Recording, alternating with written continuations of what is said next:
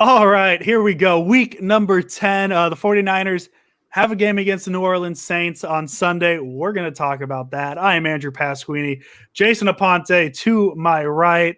How you doing, Jason? Good day, good week. How's your PS5? Oh, wait. Had to flex that real quick.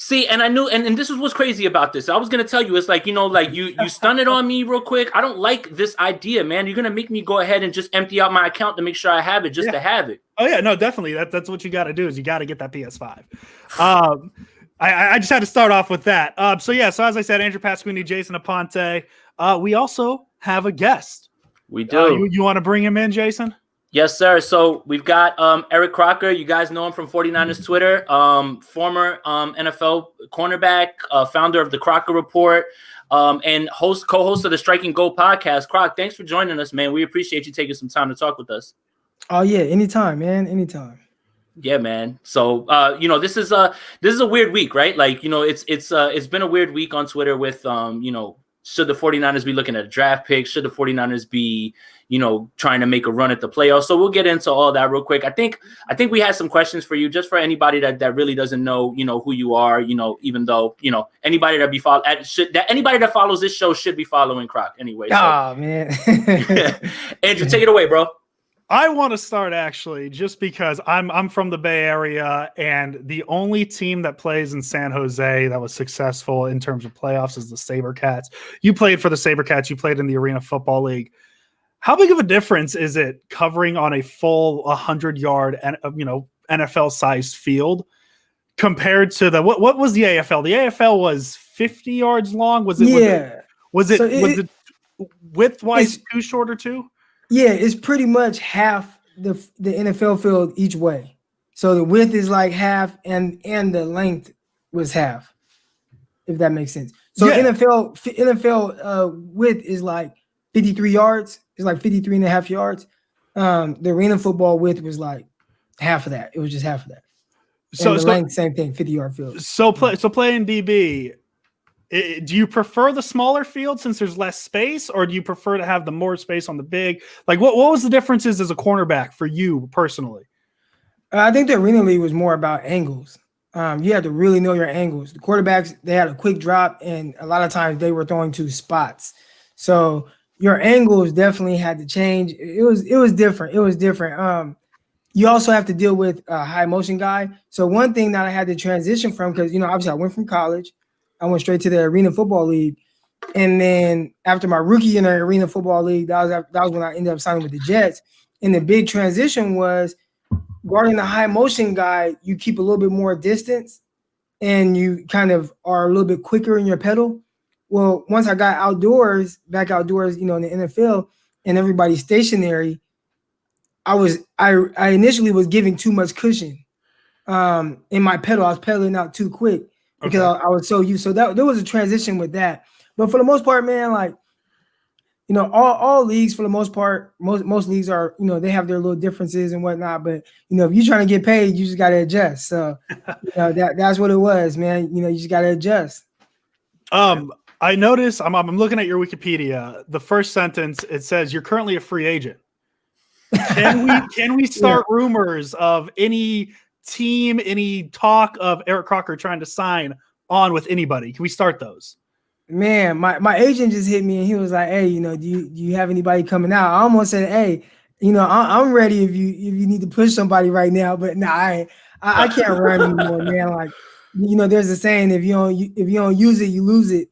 And as soon as I stopped playing and I kind of just started focusing on other things, it was like my speed immediately went from like a 4.5. Like 4.55 type guy to like 4.9. Like, I just can't run anymore. So I wouldn't even embarrass myself trying to step on the field with those freak athletes. I mean, I think everybody wants to see it though. Like, I'm seeing it right here, like in our comments right now. Everybody would love to see it at this point, right? Like, there's a lot of teams that are needy, man. I'm sure. The closest I get to an NFL team is training camp, doing some media stuff, or playing Madden. That's about it.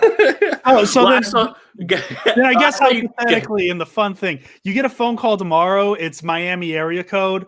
Pick up. It's Dwayne Johnson. He says, "Yo, got a spot in the XFL for you. Are you taking it?" As a front office person, sure. Okay. So should I contact Wikipedia and update the Yeah, first, we're going to first update that. Okay. We got I just want to clarify that. Not wanted anymore. Something. No, that was awesome, honestly. Yeah. So, oh my God, what happened? Did I freeze? Oh yeah, Jason is frozen. Okay, I'm frozen. There we go. There he is back. Sorry.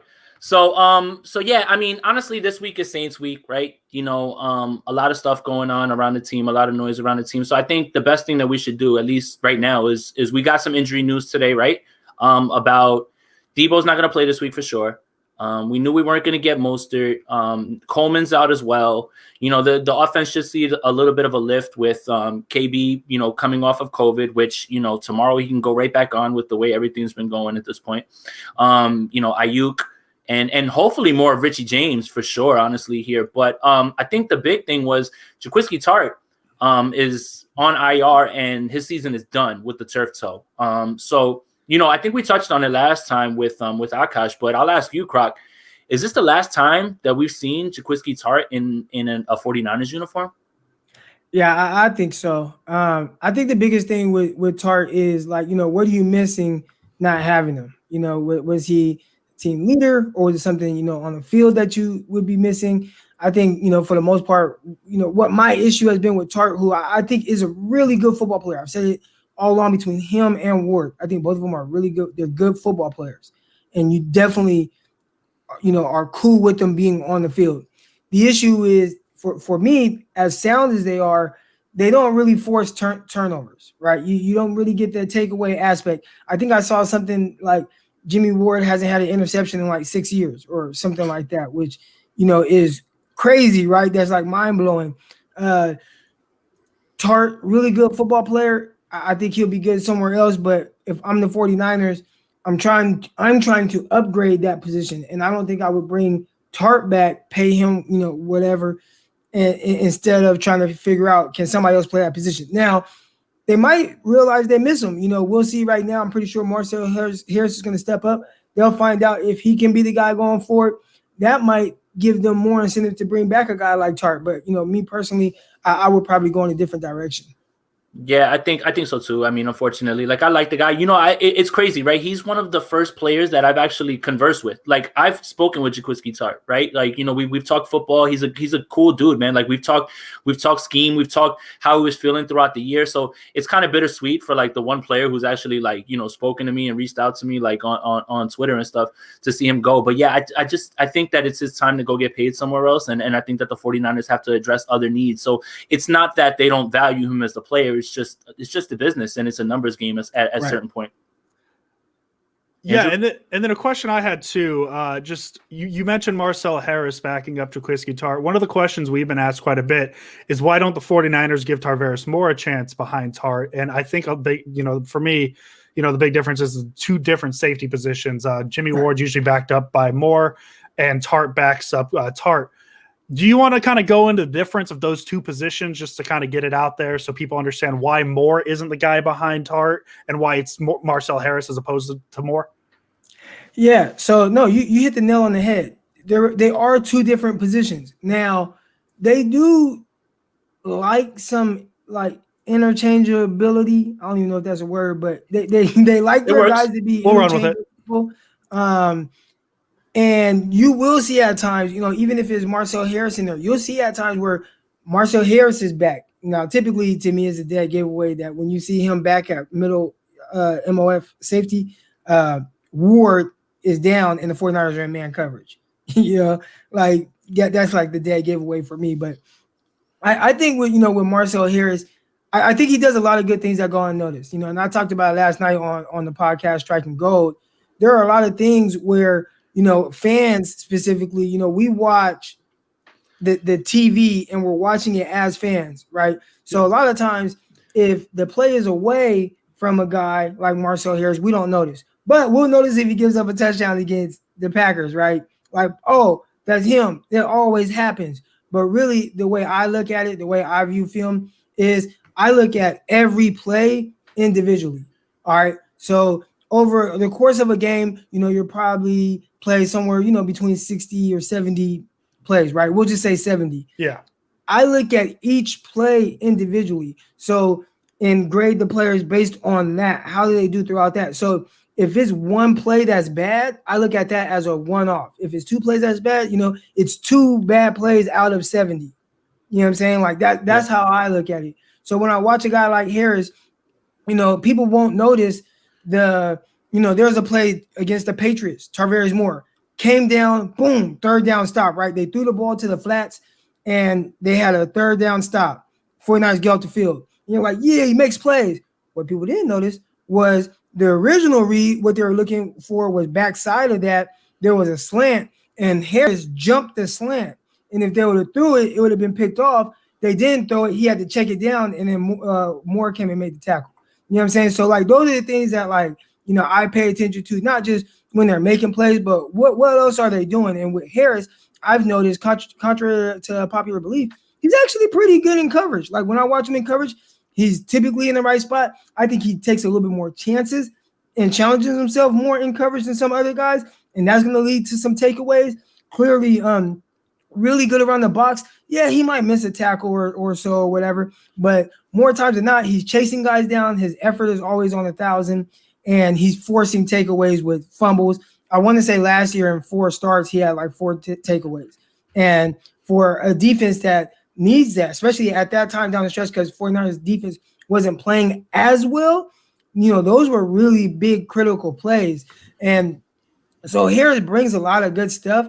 There are some mistakes that he will make because he hasn't seen some things, right? I mean, like when you're a guy and you're doing spot starting, or you just come in randomly in a game that it wasn't designed for you, or you're not getting the bulk of the reps, there are going to be times where you make a mistake here and there. And for him, a young player who hasn't had extensive starting experience, he just has to learn from his mistakes.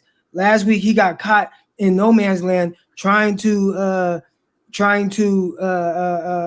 disguise coverage, and he's down, trying not to show Aaron Rodgers that it's a too high defense. So he's down trying to play with his lineman and then bail back. But the receiver got on his toes too quick, and he didn't get back quick enough. Is that an issue where you look at Harris and say, damn, he just can't play safety? Or do you just say, hey, Harris, just get back quicker next time?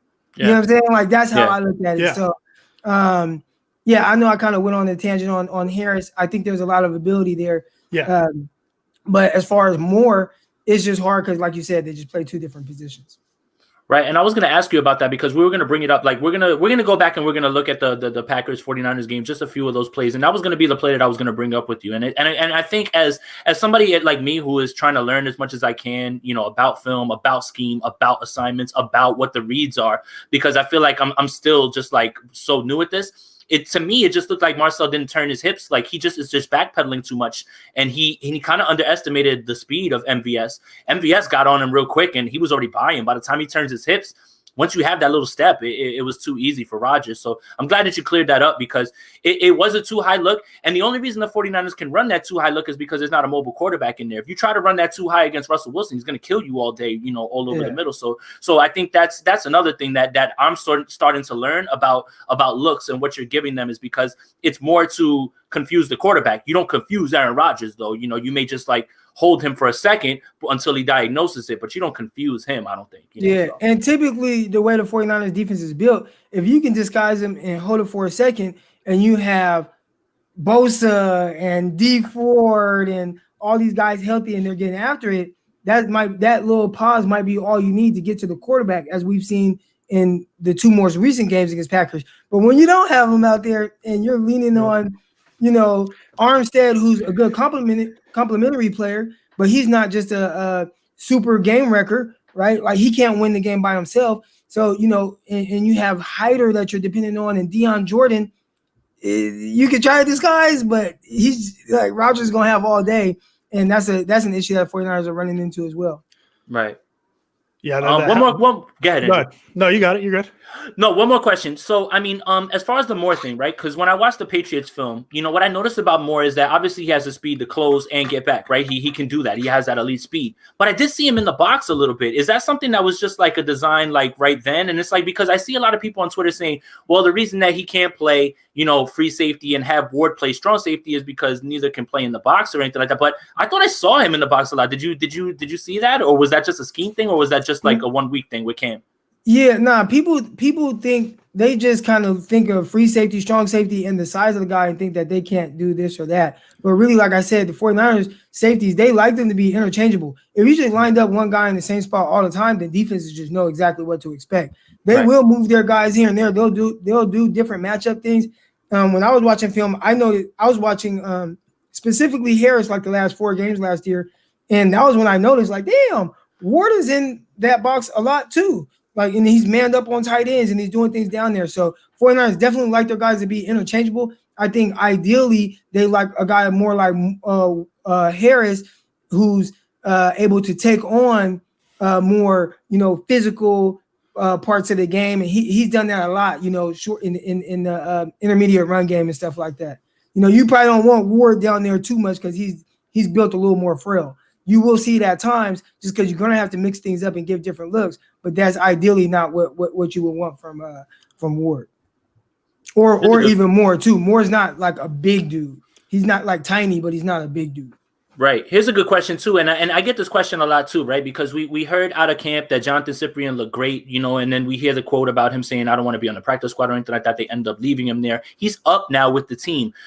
Would you like to see him as strong safety over Harris, or would you like to have, because what I remember from the Saints game is that Harris was playing that game, right? And the Saints were exploiting him a little bit with Jared Cook. And remember, Jared Cook got hurt on the second touchdown on the concussion, which, like I remember the mic'd up, like Drew Brees walked over to him and they had the mics on it. He's like, "I love your matchup. I'm going to you. I'm going to keep going to you." And when he got hurt, it felt like, even though they wound up putting up 46 points, whatever it was, it felt like something was missing towards the end of that game. Like with that, like once he left the game, like, so would you rather see Cyprien in there, or would you rather stick with Harris, who like did have his struggles in that first Saints game? Nah, really, actually, I know this is going to be weird, but Harris played actually very well that game. He did miss on the touchdown, right? So he was a single high safety, and he was single high safety playing like a deep third, right? And Cook ran an over route, and Harris took a bad angle to come down and tackle him on the over route. He missed, and there was a touchdown. But after that, like even on like the second touchdown to Cook that was straight down the seam, Harris was actually on the other side of the field. Okay. And it was Dre Greenlaw who, what it looked like to me, was supposed to carry that seam route. And then you have Akella Witherspoon who's reading 2-1. So Witherspoon, that's why he's the guy that ended up hitting him. Witherspoon was the 2-1 guy that kind of hit. He's supposed to come and either rob that or break up a pass. But I think Greenlaw didn't get a good enough reroute, and that's what kind of started the snowball effect of Cook kind of running free up the seam. Outside of that, I thought Harris did a really good job, especially in the open field. He had one play that was really good. Nobody else probably noticed it, but I mean, it was against Michael Thomas over the middle where he backpedaled, squared him up, broke clean, like would have intercepted. It was like a great play. But overall, as far as Cyprien goes, I think what you see, if you continue to see Harris make mental mistakes or even physical mistakes, then yeah, I think that's a time where you're like, all right, let's try to see if we can get Cyprien in, get him some reps. Obviously, he's familiar with the system, played in it with Saleh in Jacksonville, right? Understands exactly what he wants. You get him in there. You see, like, even if it's for a few plays and you get Harris back in there and you kind of do this thing where you get a chance to see it. Then eventually, if one guy's playing better than the other, then you phase the other guy out. That would kind of be the way I go about it. Perfect, man. I'm glad you cleared that up for me because there is even me, right? Like I watched it and I watched it again, but I feel like there's certain things that I focus on film that I'm not focusing on other things. And I really need to like sit down with somebody and have them like explain to me like what you should be looking at, because I see what I see and then I try to diagnose that. But then sometimes like when I rewatch it, I'm like, well, look at this and look at that. And it's the same thing that you were talking about. This is what I would suggest. It's kind of something I was taught, like watch a guy and just write down what you see. Okay. watch every play, and you don't have to write down every single thing that you see, but just write down. Somebody said Harris gave up another touchdown in the flat. Yeah. But even then on the touchdown in the flat, it was his alignment from originally that messed him up, because he ended up getting picked off, right? So he was kind of stacked behind somebody right there, and there was a fullback there. A guy came up straight up the field, picked him. He was never going to be able to get to that flat. Only way he would have been able to is if he would have from the jump played with outside leverage, and then the flat route would have came back to him. Now that's something. Who told him to align like that? Did the coach tell him to align like that, or was that a mental mistake? Right, and those are the things that I'm saying. Like I'm not sure because I'm not in the meeting rooms. But if the coach told him, hey, you need to be lined up outside on this, and then it still happened like that, then the coach is going to feel some type of way. Now, if the coach didn't tell him that, then everybody else is going to see, well, he got picked, and that's why he couldn't get there. But as far as evaluating guys on film, just write down everything that you see. Okay. You know what I'm saying? Write it down.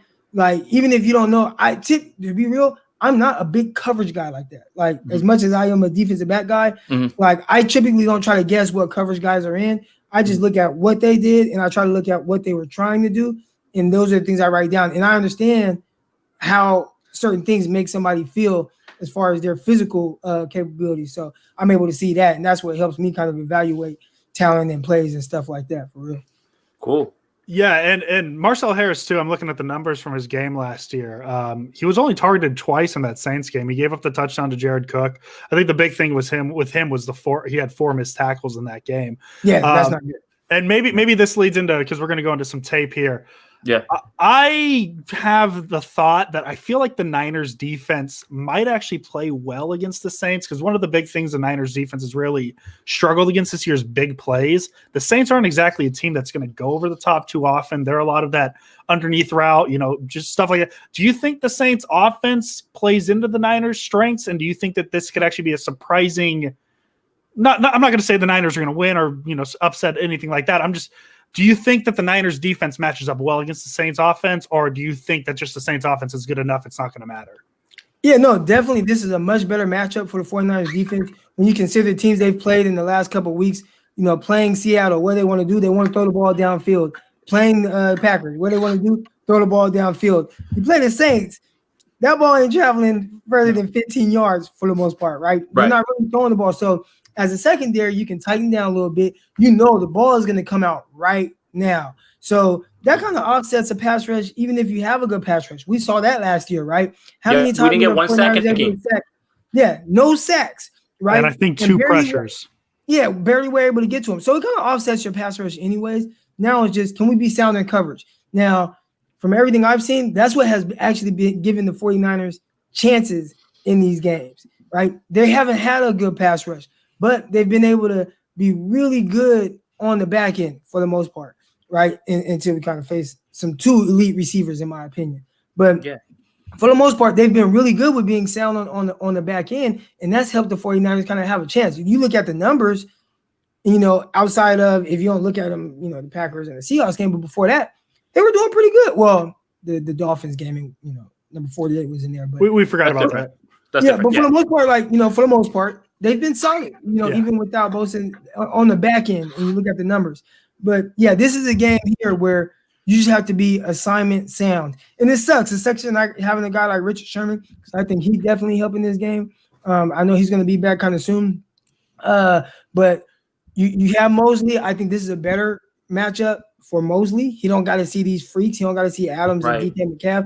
You do have to see Thomas, who's really good, but he's not really going to threaten you vertically. That's not his game, and that's not the quarterback's game. So now you can play a little bit tighter. You can challenge yourself a little bit more in coverage. I've seen it a lot from Verrett, where he challenges himself a lot and typically does a really good job. I like to see Mosley do the same thing on the other side. It's funny because Akash was on here with us on Wednesday, and he it was like a Freudian slip. He was like Michael Thomas. It is so funny. I was just like, bro, we could just run with that. But I really wanted to ask this too. This was because you brought it up, right? So last week, Jason Verrett got beat on a double move, right? And is it because he's a little bit more aggressive? That was the first time that I've really seen this year Jason Verrett really get beat in any way. Like, just to be frank, like, he's been excellent all year. Was that just an off game? I mean, it is Devontae Adams also, by the way, guys. Like, I like, as good as you are as a corner, Devontae Adams is a top 3 guy, top 1, top 2 right now. He might not be number 2 this year, the way he's been playing at this point. So I'm not going to kill Verrett for it, but did you have any thoughts on that double move or anything like that? Like, I can pull it up on the film, but like it just looked like he bit so hard on that, and that's usually not – Verrett's very smart. It looked like he's really good at diagnosing, like, how he peeled off of the coverage to make the interception in the Rams game. Like, it really just looked like either he thought he saw something or just Adams ran a better route. What do you think happened? Yeah, Verrett, he has been very aggressive and challenging himself throughout his time as a starter. And I knew it was just a matter of time. I think I was talking to my brother, and I'm like, man, if I was a team, I would double move Verrett because he's playing so aggressive. And finally, you saw it. And you saw it by, an elite, talented receiver. Now, the thing is, typically, you like Verrett's style because with the idea of what the 49ers pass rush is supposed to be, you don't have time to do double moves, especially downfield like that. You don't have time for a receiver to run 10 yards, stutter, go, all that. Typically, quarterbacks are kind of sped up in their clock. But now quarterbacks have all day to just be like, oh, yeah, we can double move this guy. Now, again, you likely won't see it by the Saints because kind of like Peyton Manning late in his career, everything was based on timing, right? Peyton Manning damn near had to throw the ball as soon as he said hike just so he can throw the ball 30 yards downfield, right? Drew Brees, he can't wait for a guy to run 12 yards, stutter, and then go. He doesn't really have that type of arm anymore. So I think this is a game where Verrett can start to be a little bit more aggressive again, but that is something he's going to have in the back of his mind. Once you get beat by a double move once, it definitely creeps in your mind like, okay, maybe I can't jump things like I've been doing because he had been challenging. I don't call it being aggressive. I just call it challenging himself. Yeah. He had been challenging himself a lot to play those comebacks and any underneath route, and he's jumping them and he's anticipating them, and that kind of got him on that play for sure. Yeah, man. I'm glad. I mean, there's a lot of good comments in here, but you know what? Let me hit the film real quick because I wanted to pull up the first one. I want to pull up the Adams touchdown. I just want you to talk me through like real quick, like what it is that you actually saw from Mosley here, like what it is that he did. Here it is. Let me just pull this up. So it's to this. You know what? Before I even say that, let me ask you this. There's been a lot of discussion about the boundary receiver and the field receiver. Can you shed a little bit light for the people that don't understand what that means? And because there's the chance that Sherman's going to come back, and then now we have to realign, right? Like, does Mosley move into nickel? Does Verrett stay on the field with Sherman? So, like, can you explain about the field and boundary secondary look, for the people that don't really know?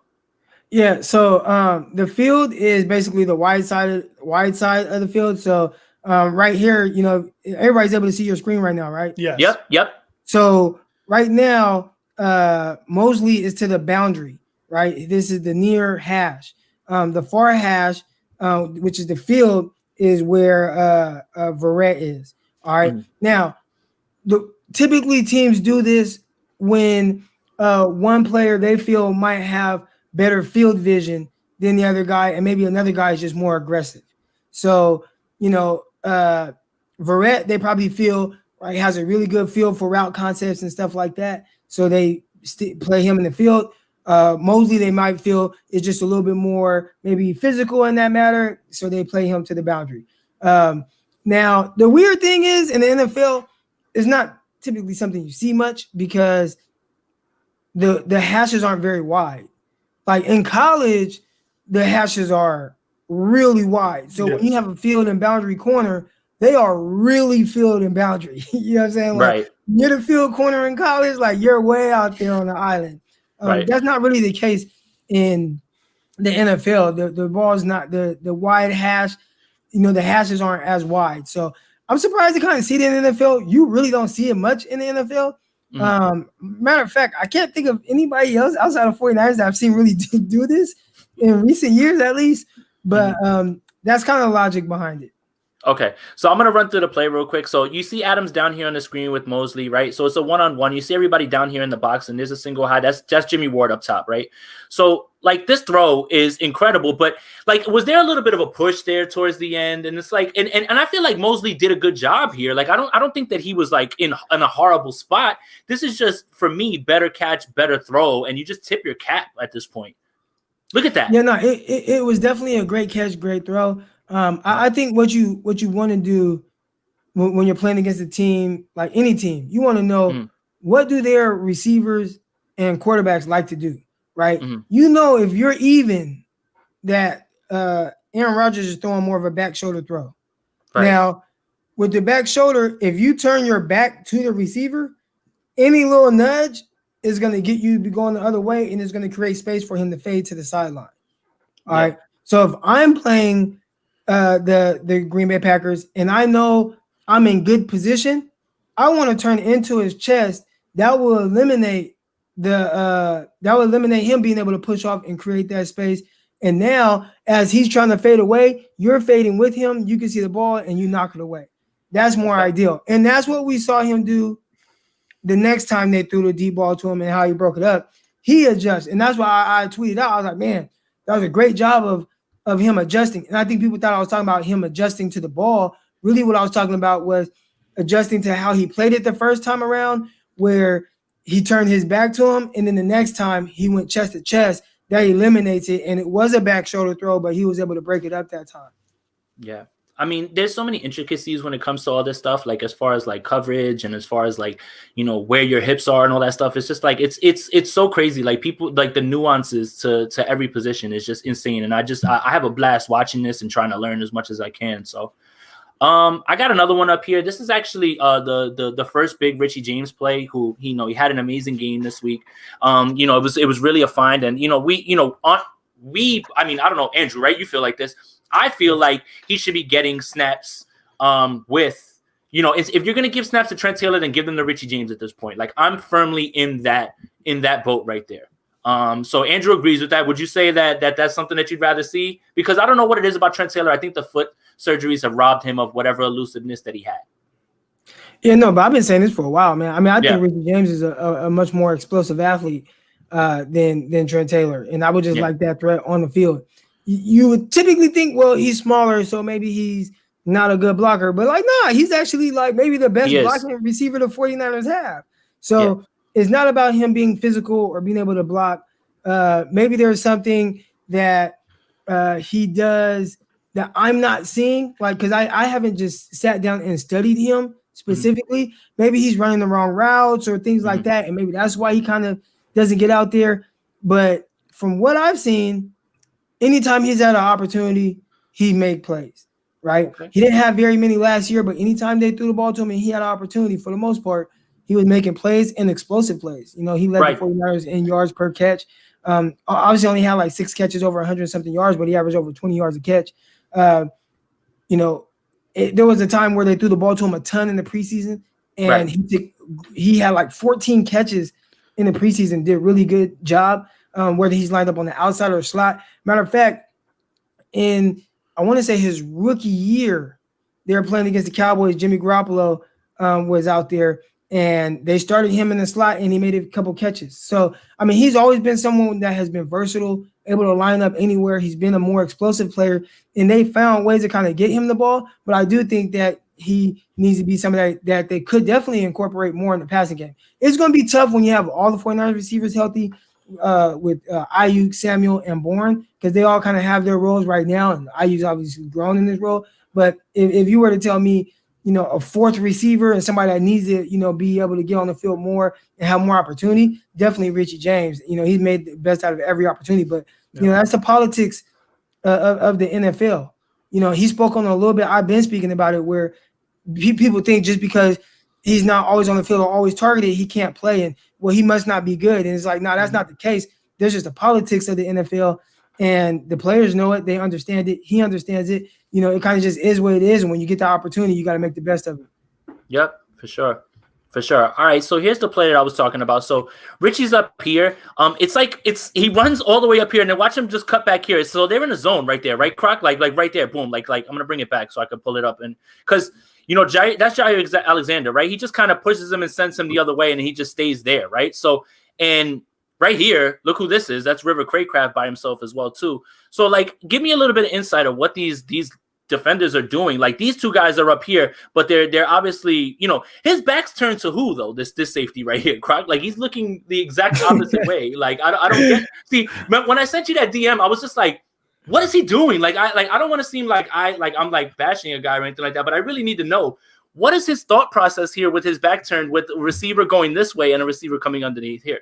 Can you run it back again? I got you. I'll pull it back. Yeah. So we'll watch it. Like I said, Jair Alexander's just going to pass him off and let him go. Look, so he's turned, and now he's turned, and then he turns the other way. I don't know. I don't know what the hell they were doing. It looks like some type of inverted coverage, but it looks like it was definitely poorly executed for sure. Right, and then see, this is the problem that we had with the game. Like Andrew and I were like, I'm gonna take us off the screen real quick. So like Andrew and I were talking about it, and we were like, man, the problem is that there were so many yards on the field for them. Like that defense was willing to give it up, and that's what kind of made the game a little bit more frustrating. Like if the 49ers went into this game with those limited weapons and they were going up against, who's the number one defense? The Colts. Whatever, you might just sit there. I know I look at Andrew laughing because we talked about the Buckner thing or whatever, but like if it's like them, then I wouldn't feel so bad. But this Green Bay defense has not improved a lick since last year. They're pretty much the same team from last year. Like no sort of change really. I mean, am I off there? Yeah, no, you're not off. But I think the biggest difference for the 49ers and what really hurt them was how poorly Justin School is playing. And when you are Nick Mullins, who he's kind of a robot, in the sense of he can kind of, is like he needs Kyle to draw it up, right, and whatever Kyle's thinking, if Kyle's like, hey, I think this is going to be open, whatever that is, it better be open because that's where Nick Mullins is throwing the ball, and if it is open, he can convert. But if he has to try to make some plays off of that or go get to a second read, that's not really his game like that. So when you have a left tackle, especially to your blind side, who is just constantly getting beat, he gave up 3 sacks, I'm not going to be able to get to, this guy because he's wide open when, this guy's a read, but dang, they took that away. But I got these 3 guys open. I can't even get there because I got this damn Smith brother, crushing me from behind. So I think that was a lot of the issue there where, Mullins, he's not really able to play off script, very well. And that was an issue, Yeah. And if you look at the performances last year, the 49ers, everything they were able to do was on script, right? Whether it was the first game, they were hitting on all cylinders for the most part. They got some love by the defense, got an early touchdown, and then they got some big hitters where everything that they wanted to do was just working, right? Like how Kyle designed it and drew it up. In the playoff game, everything on the ground was working, just how Kyle drew it up. You get in a situation like this where you face a little adversity, you have a quarterback back there that's not really able to overcome that. You know what I'm saying? Yeah. Andrew, anything? I feel like, because just talking about the Packer game, going back to that, I feel like the Niners attacked the Packers offensively the way they should have against Seattle. I just felt like the offense, the offensive game plan was different for both those games, and maybe that had to do with the Niners not being great. Because I feel like I saw a quote that Trent Williams said they weren't expecting too much of a blitz from Seattle because Jamal Adams was out. Why do you? And maybe you saw it differently than I did, but why do you think the Niners went a little differently at the Packers than they did the Seahawks? Was it because Mullins was starting, or what did you see the differences? Because they did have more success against the Packers defense than they did against Seattle's defense. Yeah, I mean, ultimately, like, kind of things I've been hearing, I try to listen to, other quarterbacks, right? So I listen to Jeff Garcia, I listen to Steve Young, and try to get their expertise on, what exactly the issue is. And what it sounds like what it sounds like from them and kind of what I'm seeing. I know what I'm seeing, but sometimes I don't really know how to break it down. But what I'm seeing and then what they're seeing is pretty much in alignment here, where you have a quarterback, Jimmy Garoppolo, a lot like Nick Mullins, who, when everything is drawn up how you want it, he can hit that. But if he has to adjust and improvise a little bit, that's not really his game. So Kyle, there were things that were open, but you have to have a quarterback that's able to get to that second or third read, right? Or make me look right from the snap. If I drew up something and you line up and you realize, damn, this is supposed to be the first read, but this ain't going to be there because they're playing it like this, then I need to be able to go to this. And it seems like even if he does, like, say, pre-snap, it's like, well, I can count on him to make this play, so I'm going to go to him. It's not there, but you see Kendrick Bourne streaking open up the seam, be able to hit Kendrick Bourne. I don't think quarterbacks seeing the field very well. That's me talking. I don't think the field very well, and I think that's an issue. So I don't even think it's so much that Kyle didn't have a good game plan necessarily for the Seahawks. Okay. I think execution was poor from the offensive side, and he's trying, and it seems like he's trying to overcome that, but he doesn't have the quarterbacks that are able to do that. When things are ideal, they definitely can execute and put together some nice plays. But when they got to play off script a little bit, I think that's when you see them run into a little bit of trouble. And that's for Garoppolo and Mullins as well. Okay. Right. And I think that, like I was telling people, like, after I watched the film back, it's like, the Seahawks didn't really change what they did when Nick Mullins came in. So like this idea that Nick Mullins was thrown against prevent, maybe it was a soft cover 3, but it wasn't prevent. Right. So, and it seemed like Kyle didn't change his play calling. It's just that Nick was executing better. Like that's bottom line. Like that's it really. Like that's what I saw, and further to your point about the reads, right? There's certain pass concepts where Kyle asks the quarterback to take half of the field, figure out which half you're going to throw to. If it's going to be a 3-man stick, then you've got to figure out like where it is. So you have to pre-diagnose it. And I think that Jimmy's having a problem with that right now, of diagnosing where things are coming from. And he just won't get off of the one read. Again, we're not here to bash Jimmy Garoppolo, right? I think he's a fine quarterback in this league. I like Jimmy, Yeah, me too.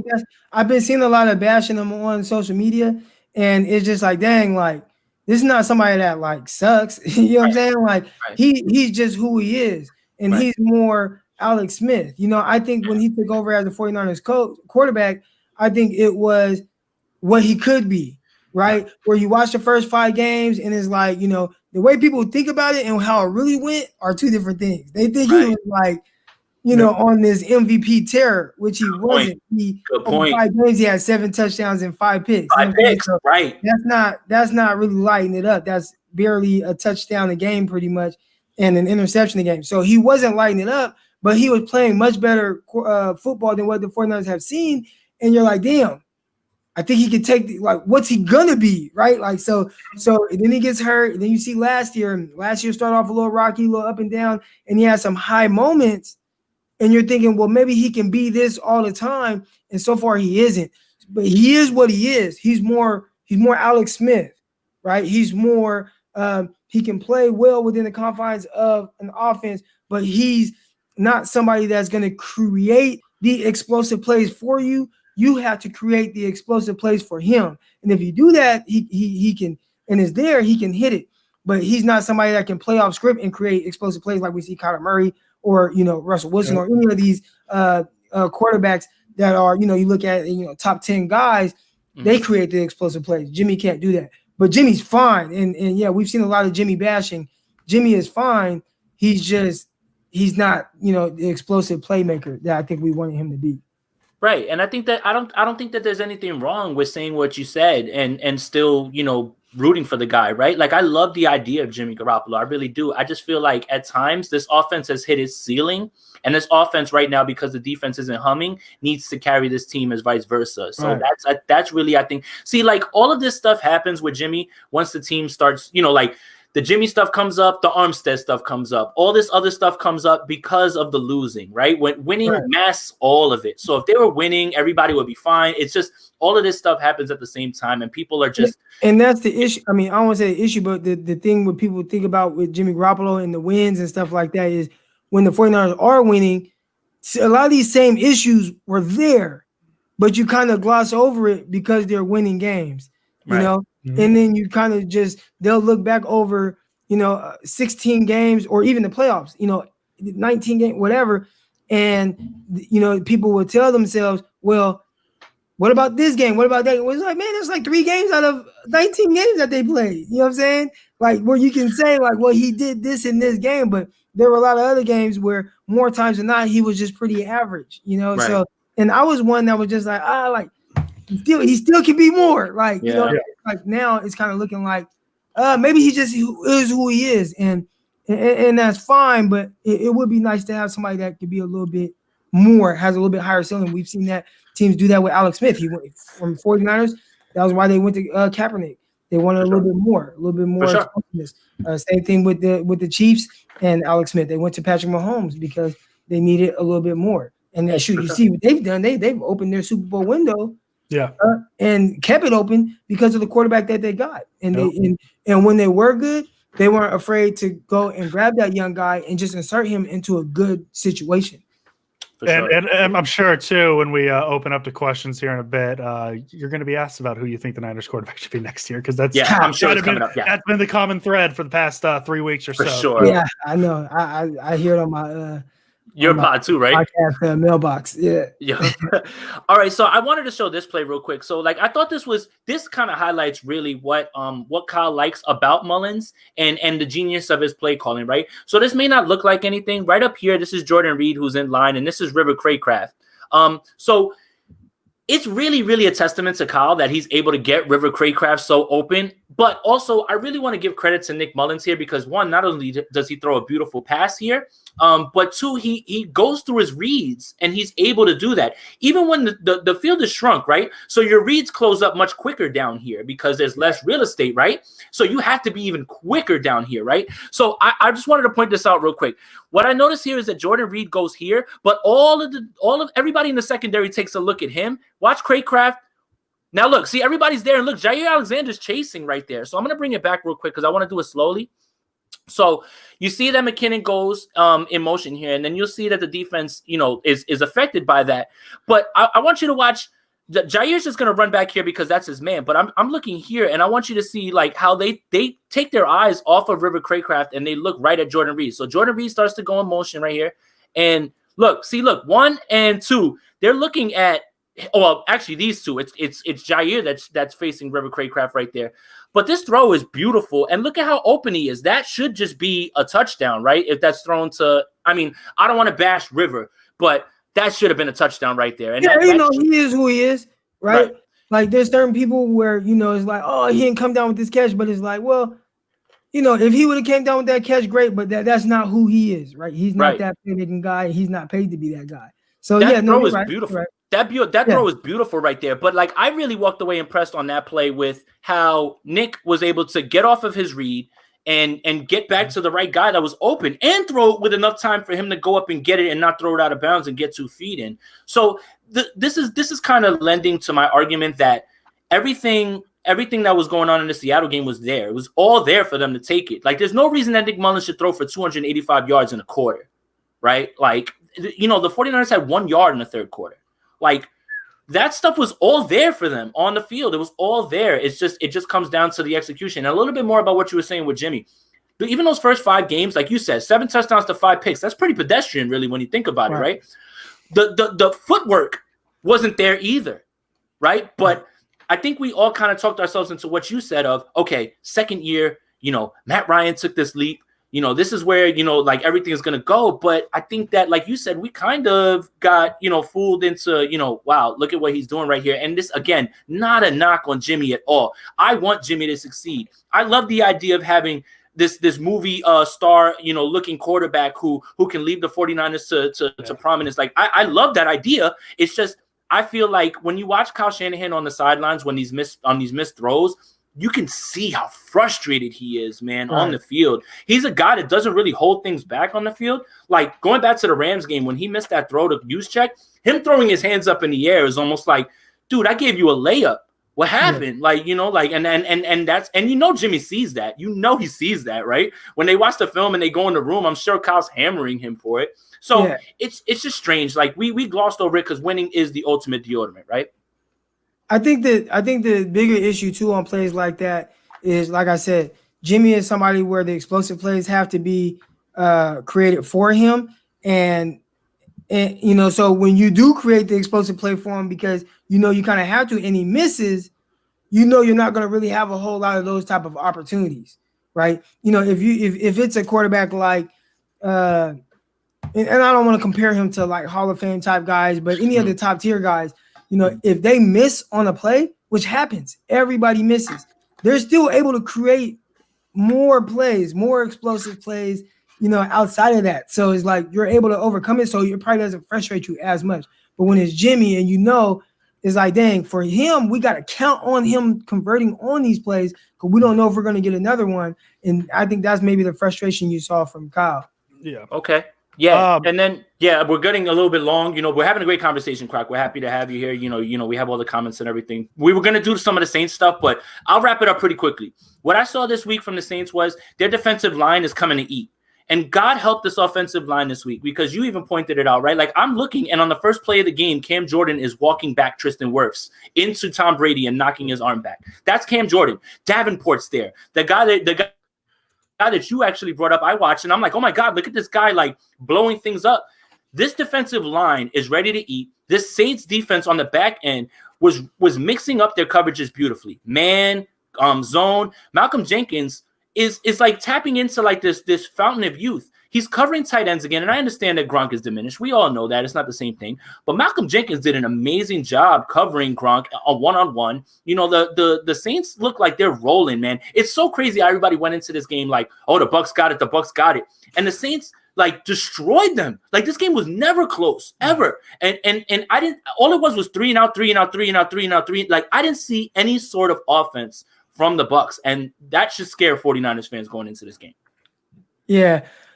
Sometimes when you go into a game and the team just has your number, like it just ends up looking like that. There's no counter to it. They're just on to whatever your game plan is and how you want to do it.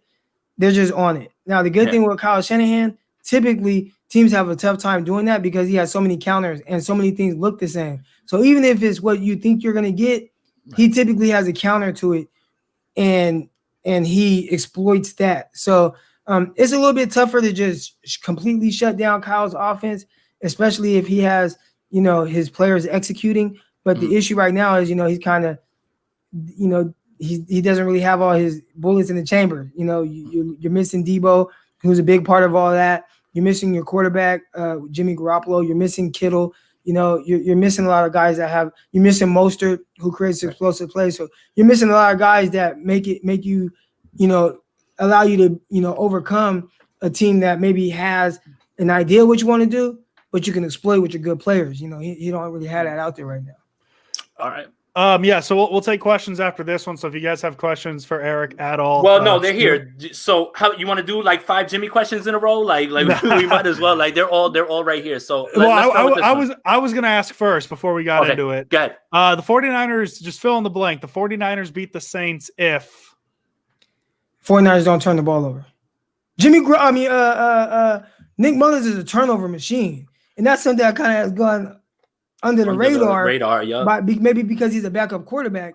But anytime he plays, if you look at his numbers, he has turned the ball over a ton. So it's asking a lot of them, but no turnovers, and the 49ers can win this game. Beautiful, nice and simple. So let's take some questions. Let's do it. So Bay Kobe asks, did the Super Bowl mentally worsen Jimmy as well, potentially? No. I'll start with you, Andrew. Oh, well, all right. So Croc says no. We'll just go straight to Eric. All right, go ahead, Croc. Nah, I don't think so. I think Jimmy just is who he is. Yeah. And we saw who Jimmy was in that game, right? He started off the game very efficient, 18 to 22. Even the first interception, a lot of people were, make fun of it and eyes closed, he's throwing the ball. But really, to me, he's trying to throw the ball away. He just has to throw it in the area of Kittle. And he's trying to get it out of bounds, but it was just too far of a throw to get out of bounds while getting hit. So I think a lot of it was just kind of like who Jimmy is. He can be very efficient, but just not good enough to overcome certain circumstances and issues. And we saw the quarterback on the other side, which amazing quarterback, maybe best quarterback in the league, maybe, but he was able to overcome those type of issues in that big game. Okay. Andrew?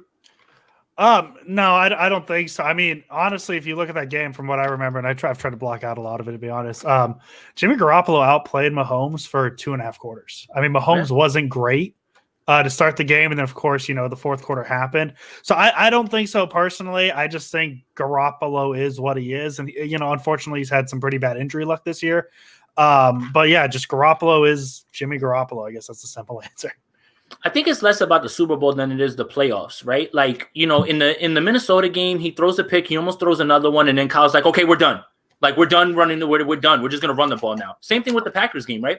So in the Packers game, he makes a throw where everybody's like, oh, my God. And Kyle's like, that's it. We're done. We're not even doing that anymore. So I think that is tough. It's tough to ask of anybody, hey, you didn't throw the ball at all in 2 games, but we need you to air it out right now in the Super Bowl and get back into it. So it's a little bit of that too, but I don't think that it's changed him mentally. And I think it's true what you guys are saying. It's just Jimmy is who he is, man. And it's just, listen, there was more going on than Jimmy just in that game, right? There's a blown defensive assignment on 3rd and 15. Like, everything had to happen the way that it did for that game to go out that way. So it's like, I have a hard time just throwing it on Jimmy because that's not fair at all. It's a team game. When the team wins, everybody praises the quarterback. When the team loses, everybody goes after the quarterback. But I feel like the team had their hand and they had their shot to win this game. But, when you watch the 3rd and 15, it's like, man, how are you letting this guy get over there like by himself? Like, Tyreek Hill's the last guy that you want that to happen with. Do you want to hear like the real reason why, or like? Go ahead, go for it. All right, so 49ers were in the cover 3, right? So it's a 3rd and 15, and you have to protect the sticks. Now in cover 3, you have obviously the field is split into thirds. So you have your deep third corner, your middle third safety, and then your other deep third corner, right? So corners, like I said earlier, right? I was talking about Kelly Witherspoon in the Saints game. Corners read 2-1, right? If 2 goes away, my attention goes to 1. So you don't just cover like grass. So in that situation there, you had a dig at the sticks, which was Sammy Watkins, where he ran a 20-yard dig right at the sticks. And you had the post, what it looked like by Tyreek Hill. So as Tyreek Hill's running this post, and you have Mosley who's keying to, right? Keying to going vertical. Once he goes post, he's going away. So once he goes away, I can squeeze 1. You know what I'm saying? So you saw him squeeze 1. Now the issue was Hill went post and dove down, then went corner. The cornerback Mosley's not going to see that because he's squeezing 1 after 2 goes away. Now, ideally, you don't want him to have enough time. Now, from the safety position, right? You have the safety. You got Ward. He's single high safety there. He's protecting his third, so he's backpedaling. He sees Hill coming at him. Ideally, Ward would like to stay high and inside with his pedal. So once Hill does go back corner, he's able to just break on the corner route. Instead, he opened up because Hill's hella fast, right? Yeah. Stupid fast. So he opens up preparing to have to run all the way across the field with him.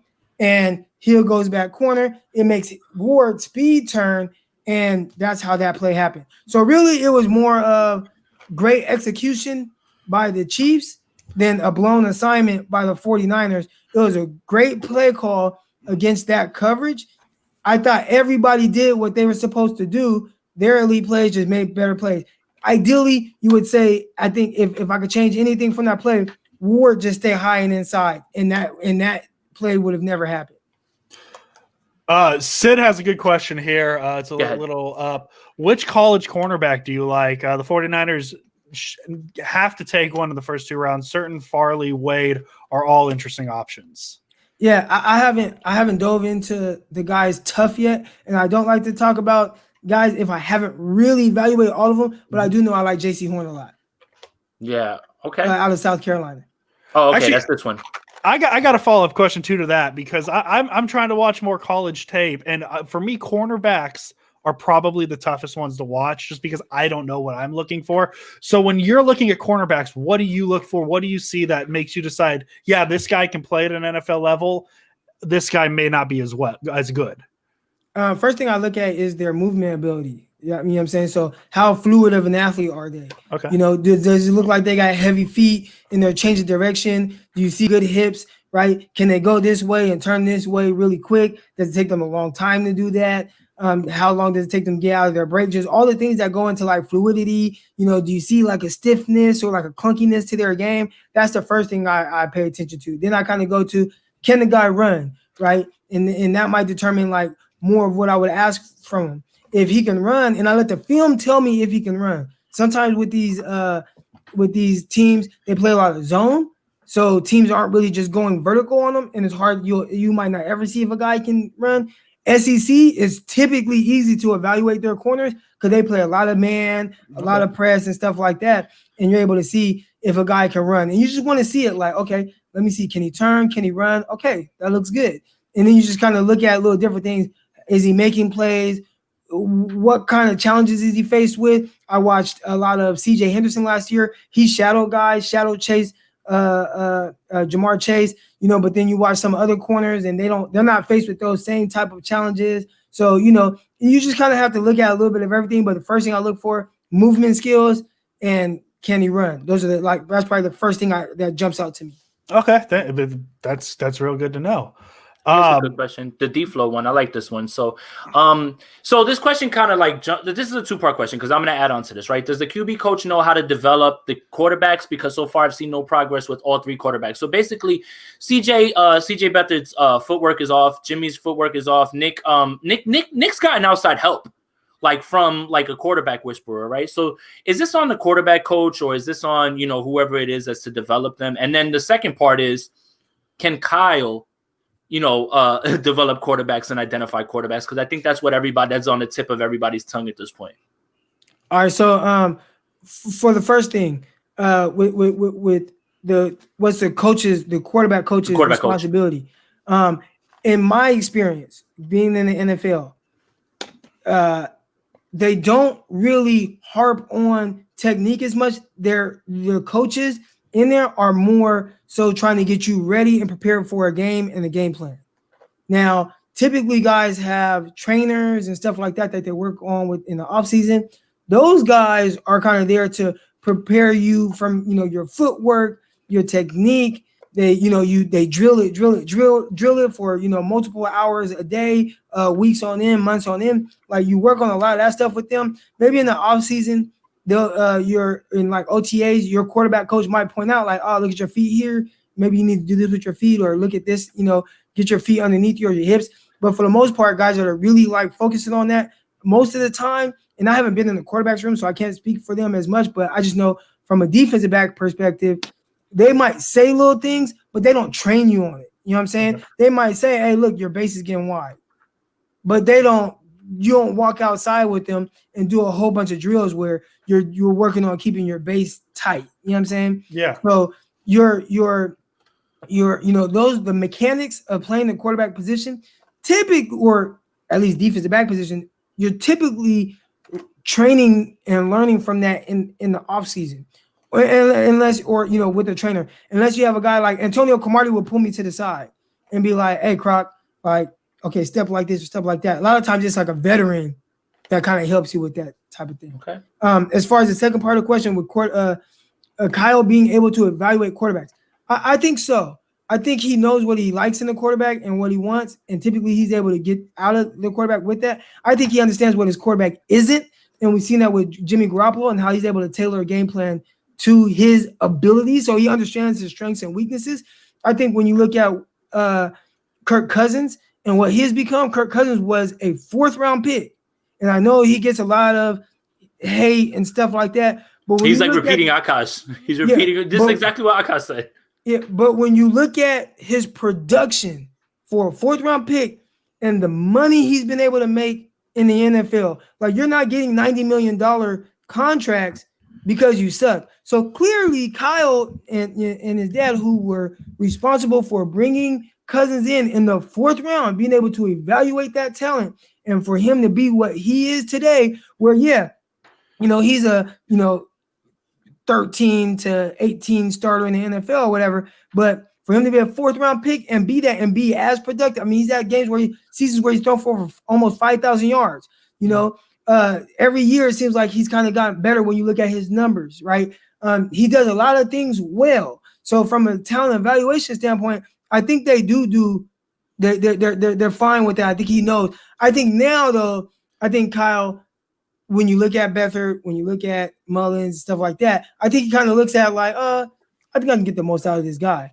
But I think now he needs to look for, well, who's going to make me look good? You know, he's gotten guys that he knows, well, I know I can get by with this guy. I can be solid with this guy.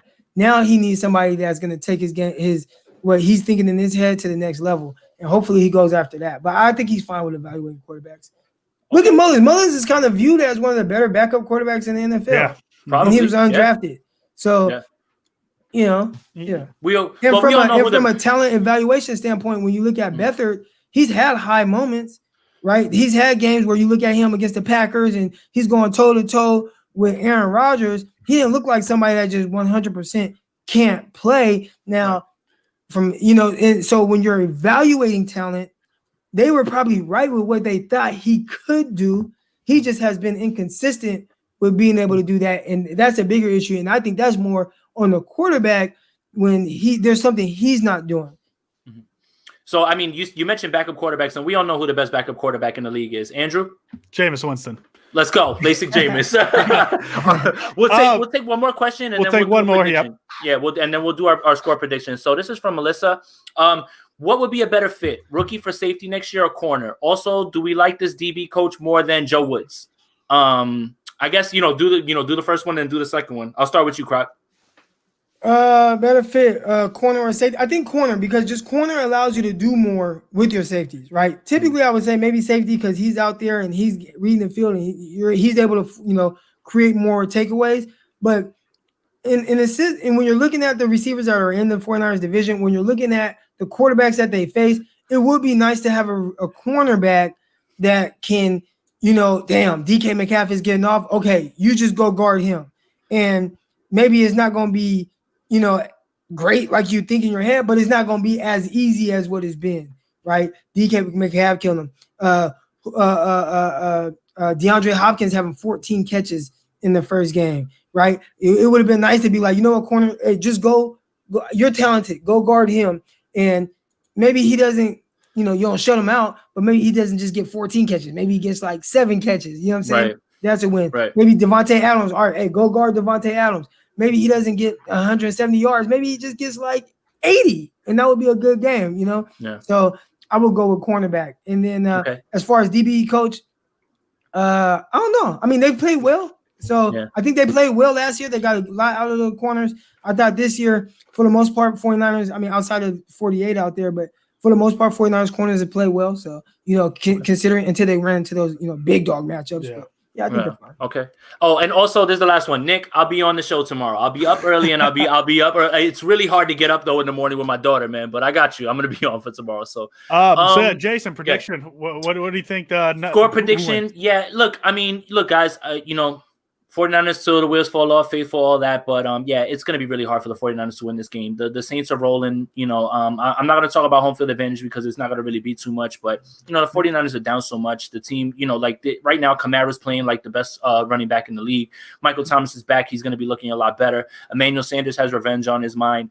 Jared Cook's going to be there. This offensive line is great. The defensive line is playing well. It's going to be tough. It's a hard ask for any team to, put their backup quarterback in there, be missing all of these pieces and say, go win a game against New Orleans. So, I've got them scoring about like 38 points this week, and I've got the 49ers maybe scoring 24 probably at this point. So, I've got the Saints 38-24. I'm sorry, guys, don't kill me, and I hope I'm wrong. If I'm wrong, then go off on me on Twitter. Hit me with "This is you." I don't care. I'm good. I'm gonna say Saints. I'm not gonna give a score because I just tend to throw random numbers out there, but I'm gonna take the Niners at +9.5. I think the Niners will cover. Okay. I got Saints 31-17. Okay. So he's got it closer to mine, right? 14. So, hey, we're at about an hour 10. Croc, we really appreciate you coming in, giving us a lot of insight. Learned a ton here, man. We always respect your analysis and everything. So, before we go, just tell the people, where they could find your podcast, where they, what projects you're working on and all that. Oh yeah, you guys can follow me on Twitter at Eric_Crocker. I got the Crocker Report. We've been putting out some content, but I'll really start cooking up some content as draft season, comes about, and you'll see a ton. So follow at Crocker Report. Also have the website at Crocker Report or crockerreport.com. And then obviously Strike and Gold, man, with my guy Rob Louder, man, like, you know, where we try to stay level headed and just talk, you know, 49er football, just like, you know, just the homies, you know what I'm saying? Talking. And we record 3 times a week. So yeah, make sure you guys check it out, Strike and Gold. Great podcast, guys, if you haven't. One more question real quick. People have been in the comments asking, and I'm kind of on their side. They want you to tell a little bit of the Peter Rabbit story that you had going on because I thought it was I was tapped in the whole thread. I couldn't, because that's a situation that I find myself in, right? Oh, yeah. Feed the rabbit. Sounds easy, but the rabbit's trying to kill you. Yeah. So the rabbit's not mine. It's my daughter's rabbit, but you know, my wife takes care of it or whatever. Like, it's like a baby to my wife. Right.